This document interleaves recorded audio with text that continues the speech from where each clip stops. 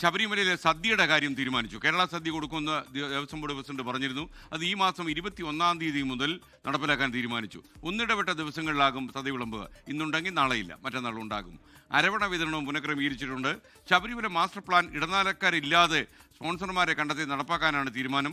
ഇത് ചർച്ച ചെയ്യാൻ നാളെ പ്രത്യേക ബോർഡ് യോഗം ചേരുമെന്ന് Thiruvithamkoor Devaswom board president K Jayakumar അറിയിച്ചു.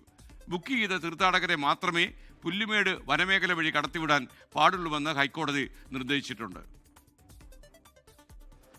മണ്ഡലപൂജയ്ക്കുള്ള ഒരുക്കങ്ങൾ വിലയിരുത്താൻ സന്നിധാനത്ത് ചേർന്ന പ്രത്യേക യോഗത്തിന് ശേഷമാണ് കേരളീയ സദ്യയിലെ അനിശ്ചിതത്വങ്ങൾ നീങ്ങിയതായി Thiruvithamkoor Devaswom board president K Jayakumar അറിയിച്ചത്. ഒരു ദിവസം രണ്ടും കൂടെ കൊടുക്കാനുള്ള സാഹചര്യം നോക്കില്ല. ഇന്ന് പുലാവാണെങ്കിൽ നാളെ സദ്യ, മറ്റന്നാൾ പുലാവ് എന്നുള്ളത്.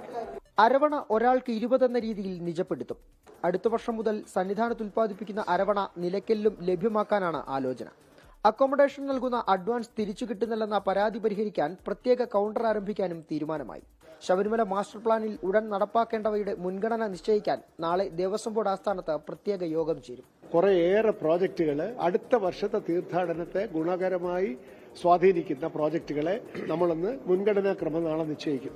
കാനനപാത വഴിയെത്തുന്ന തീർത്ഥാടകരുടെ എണ്ണം നിയന്ത്രിക്കും. ഇതിനായി പ്രത്യേക പാസ് സൗകര്യം ഒരുക്കും. സ്പോട്ട് ബുക്കിംഗിൽ ഇളവ് വരുത്താനാണ് തീരുമാനം. മകരവിളക്കുമായി ബന്ധപ്പെട്ട റിവ്യൂ മീറ്റിംഗ് ദേവസ്വം മന്ത്രി VN വാസവന്റെ നേതൃത്വത്തിൽ 26-ന് ചേരും. അതേസമയം സന്നിധാനത്തേക്ക് ബുക്ക് ചെയ്ത തീർത്ഥാടകരെ മാത്രമേ പുല്ലുമേട് വഴി കടത്തിവിടാവൂ എന്ന് ഹൈക്കോടതി ദേവസ്വം ബെഞ്ച് നിർദ്ദേശിച്ചു. എരുമേലിയിൽ നിന്ന് കാനനപാത വഴി വരുന്നവർക്കും ബുക്കിംഗ് നിർബന്ധമാണ്. 24 സന്നിധാനം.